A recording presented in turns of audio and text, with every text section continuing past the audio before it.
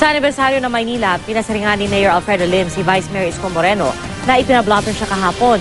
Si Moreno naman iniisip magsampa ng kaso dahil sa may pagbabanta ni Lim. Nakatutok si Lia Manyalak del Castillo. Sa misa at pag-aalay ng bulaklak sa mga bantayog ni Andres Bonifacio, Raha Sulaiman at Miguel Lopez de Legazpi ginunita ang ika-441 anibersaryo ngayon ng lungsod ng Maynila. Pero kasabay ng selebrasyon, hindi napigil ni Mayor Lim na magpasaring sa mga kalaban sa politika. Sana po, sa panahong ito, tayo naman magkaisa. Pakiusap lang po namin sa lahat. Kahit anong mga paniwala ninyo, kami po ay gumagalang dyan. Pero sana, huwag na tayo nagkakalat na mga kasinungalingan.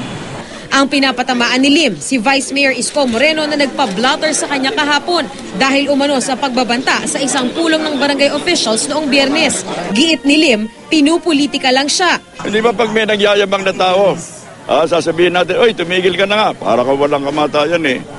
Wala lang yun eh, figure of speech. Ang pananakot, sasabihin ko sa'yo, ikaw, papatayin kita. Yan ang pananakot. Sira ba ulo ko na ako mananakot sa harap nito mga taong ito? Di pinaresto ako ni General Gutierrez. Pero naninindigan si Moreno sa akusasyon. Sa ngayon, pinag-iisipan na ni Moreno ang pagsasampa ng kaso laban kay Lim. It is his words against my word, no? May witness kami. Sinabi daw niya yung wala raw ba kaming kamatayan. Hindi raw pananakot yun.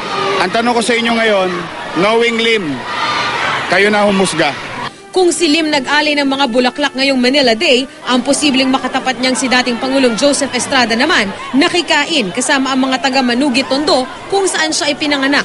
May mensahe rin siya para kay Lim. Nalulungkot nga ako kung ba't nagkakaganon sapagkat tinatakot daw sila. He's old enough to know. He's old enough, more than old enough to know what is right and what is wrong. Lia Manyalak del Castillo, Nakatutok, 24 Oras.